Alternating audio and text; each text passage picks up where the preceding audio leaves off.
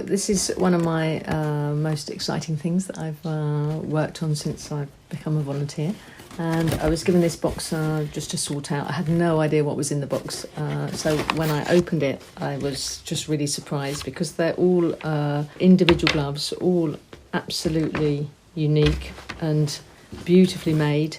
And they were made in Romania in the 1970s in Bucharest. And then they were sent to Amsterdam.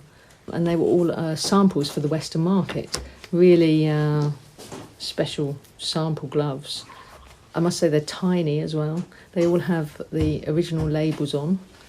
And they were made at a time when Romania was a dictatorship. So the people in the street were really poor and struggling. And yet this factory in Bucharest was making these beautiful gloves for the Western market and sending them to Amsterdam. I had no idea when I opened the box what I was going to find. So I find this just really part of history that's was really special and unique. And yeah, it's nice to be part of it.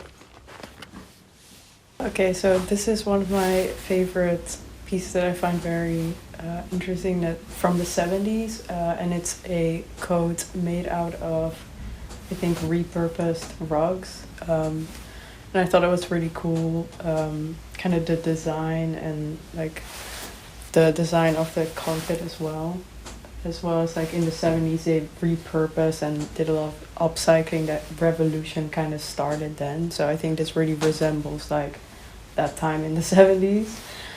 So I found that really interesting to see back, and I've never seen a coat like this before, so I thought it was very special to see. I want to study textile design, and I'm very much into like fashion and textile design, so I thought it would be really interesting to kind of get to know more about like older garments and older silhouettes from different time periods and draw inspiration for that myself when I'm creating. My favorite thing to do is sorting through the boxes and seeing all the garments. Specifically, I liked kind of the 70s boxes because I love that era in fashion. And yeah, just learned a lot about the silhouettes and like the differences in style over periods of time. As soon as I saw this garment, I was absolutely blown away. This is an outfit that is from the Kolocha region of Hungary. The bright, colorful floral patterns are so eye-catching and just so striking to me. It's a very sort of modern-looking piece that I always think I could wear it today, but it's a very traditional dress from this region. How all of these pieces go together has been an interesting project for us in learning how to style these and how to present them like this. So what we have been using, as we use very often, is we have a lot of research to do, and we have many books that have been extremely useful in learning how these pieces were properly styled and how they should go together and which pieces go where.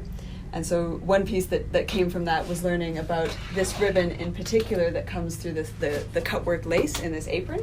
So this was through research that I did in learning how this ribbon was woven and how I would feed it through this lace work. I know you could wear up to, I think, 12 underskirts underneath to get sort of extra flare and extra volume under the skirt. What people find very interesting is learning how do you wear it, what's it for, what's the purpose, what do all the patterns mean, and how can I relate that to what I like and what I do with my clothes. So let me show you one of my favorite pieces in the collection. This is more because of personal reasons. I lived for many years in Hong Kong before coming to the Netherlands, and I've always been fascinated with anything to do with Chinese culture and textiles.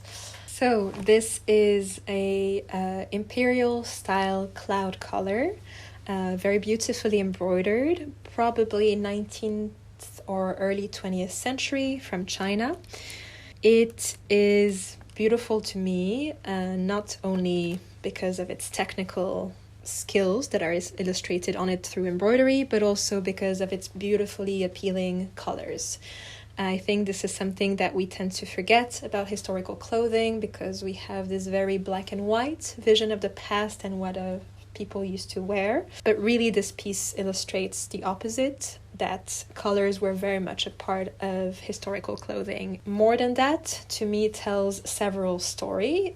Obviously, it's part of the wider historical context, but also it tells stories through literal illustrations that are depicted on little vignettes on either side of the color, but also at the back of the piece. On each of them, you'll see a young woman with a different character, along with Chinese characters that tell a little story about it, about different types of relationship that a woman might have in her life, either with elders, with her loved one, or with her children. How society would have liked her to behave, illustrated directly on clothing. So somehow this deals both with wider history, cultural history, but also with more personal history with a small h somehow.